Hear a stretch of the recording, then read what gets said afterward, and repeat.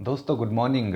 आज सुबह किताब पढ़ते समय एक बहुत ही बेहतरीन लेख सामने आया तो मुझे लगा कि आपके साथ शेयर करूं। हर पिता को ये ज़रूर याद रखना चाहिए, फादर फॉरगेट।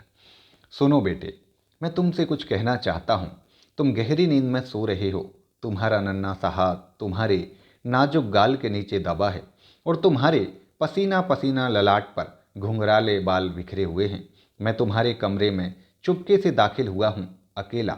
अभी कुछ मिनट पहले जब मैं लाइब्रेरी में अखबार पढ़ रहा था तो मुझे बहुत पश्चाताप हुआ। इसीलिए तो आधी रात को मैं तुम्हारे पास खड़ा हूँ, किसी अपराधी की तरह। जिन बातों के बारे में मैं सोच रहा था वे ये हैं बेटे, मैं आज तुम पर बहुत नाराज हुआ। जब तुम स्कूल जाने के लिए तैयार हो रहे थे तब मैंने तुम्हें खूब डांटा। तुमने टॉवल के बजाय पर्दे से जो हाथ पोंछ दिए थे। तुम्हारे जूते गंदे थे, इस बात पर भी मैंने तुम्हें बहुत कोसा। तुमने फर्श पर इधर उधर चीजें फेंक रखी थीं, इस पर मैंने तुम्हें भला भला बुरा कहा। नाश्ता करते वक्त भी मैं तुम्हारी एक के बाद एक गलतियां निकालता रहा। तुमने डाइनिंग टेबल पर खाना बिखरा दिया था। खाते समय तुम्हारे मुंह से चपड़ चपड़ की आवाज आ रही थी। मेज पर तुमने कोहनियां भी तो टिका रखी थीं। तुमने ब्रेड पर बहुत सारा मक्खन भी चुपड़ लिया था। यही नहीं, जब मैं ऑफिस जा रहा था और तुम खेलने के लिए जा रहे थे और तुमने मुड़कर हाथ हिलाकर बाय बाय डैडी कहा था, तब भी मैंने भ्रुकुटी तान कर टोका था, अपनी कॉलर ठीक करो। शाम को भी मैंने यही सब किया। ऑफिस से लौटकर मैंने देखा कि तुम दोस्तों के साथ मिट्टी में खेल रहे थे। तुम्हारे कपड़े गंदे थे, तुम्हारे मोजों में छेद हो गए थे। मैं तुम्हें पकड़कर घर ले गया और तुम्हारे दोस्तों के सामने तुम्हें अपमानित किया। मोजे महंगे हैं, जब तुम्हें खरीदने पड़ेंगे तब तुम्हें इनकी कीमत समझ में आएगी। जरा सोचो तो, एक पिता अपने बेटे का इससे ज़्यादा दिल और किस तरह दुखा सकता है। क्या तुम्हें याद है, जब मैं लाइब्रेरी में पढ़ रहा था तब तुम रात को मेरे कमरे में आए थे, किसी सहमे हुए मृग छोने की तरह।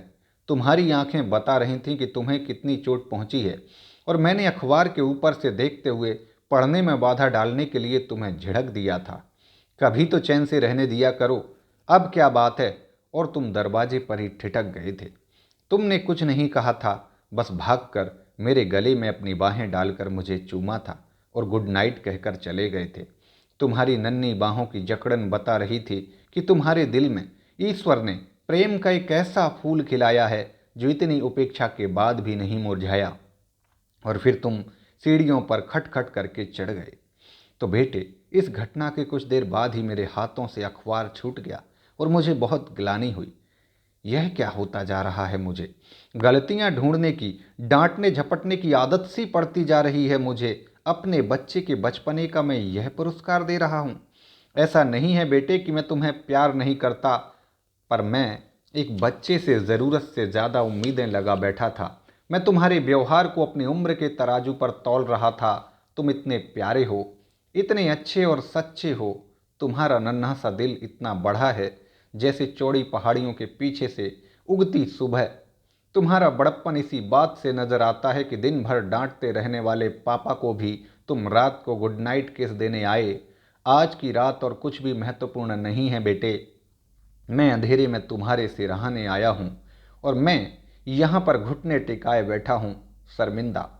यह एक कमज़ोर पश्चाताप है। मैं जानता हूँ कि अगर मैं तुम्हें जगा कर यह सब कहूँगा तो शायद तुम नहीं समझ पाओगे, पर कल से मैं सचमुच तुम्हारा प्यारा पापा बनकर दिखाऊंगा।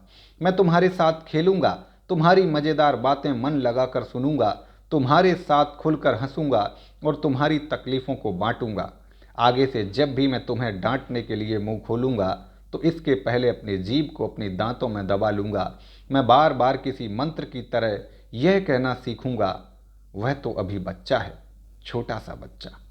मुझे अफसोस है कि मैंने तुम्हें बच्चा नहीं, बड़ा मान लिया था, परंतु आज जब मैं तुम्हें गुड़ी मुड़ी और थका थका पलंग पर सोया देख रहा हूँ बेटे, तो मुझे एहसास होता है कि तुम अभी बच्चे ही तो हो। कल तक तुम अपनी माँ की बाहों में थे, उसके कंधे पर सिर रखे।